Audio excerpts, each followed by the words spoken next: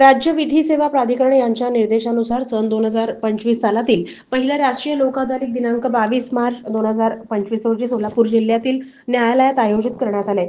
या लोक अदालतीमध्ये फौजदारी तडजोड पात्र प्रकरण, बँक वसुली प्रकरण, कलम 29 NI ऍक्टची प्रकरण, अपघात न्यायाधिकरणाबाबतची प्रकरण, कामगार वाद प्रकरण, वीज पाणी यांच्या देयकाबाबतची प्रकरण, वैवाहिक वादाबाबतची प्रकरण, भूसंपादन बाबतची प्रकरण, बँक सहकारी पतसंस्था यांच्या वसुलीच्या दरखास्त, नाक लवाद दरखास्त आदी प्रकरणं ठेवण्यात येणार आहेत।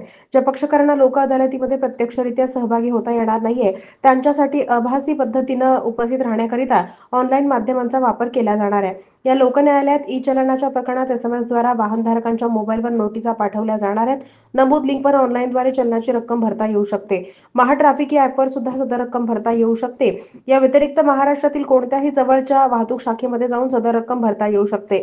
धनादेश न वटलेल्या फौजदारी प्रलंबित प्रकरणांमध्ये धनादेशाची थोडी रक्कम भरून प्रकरण निकाली काढता येणं शक्य होणार आहे। धनादेशाची रक्कम एकरकमी देता येणं शक्य नसल्यास ठरलेल्या रकमेचे हप्ते बांधून घेणं शक्य होणार नाहीये।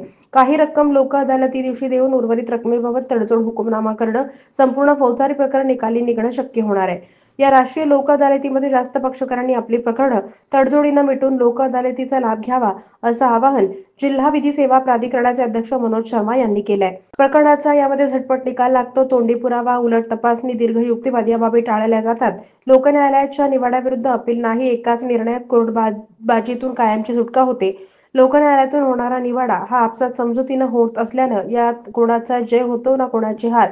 लोक न्यायालयाचा निवाडा दोन्ही पक्षांना समाधान देतो। परस्पर संमतीनं निकाल होत असल्यानं एकमेकातील द्वेष वाढत नाही, कटुता निर्माण होत नाही। न्यायालयाच्या हुकुमनाम्याप्रमाणेच लोक न्यायालयात निवाड्याची अंमलबजावणी न्यायालयामार्फत करता येते। होणारा वेळ आणि पैसा दोघांचीही बचत होते। लोक न्यायालयात निकाली निघणाऱ्या प्रकरणांमध्ये कोर्ट फीची रक्कमही कायद्यानुसार परत घेता येते।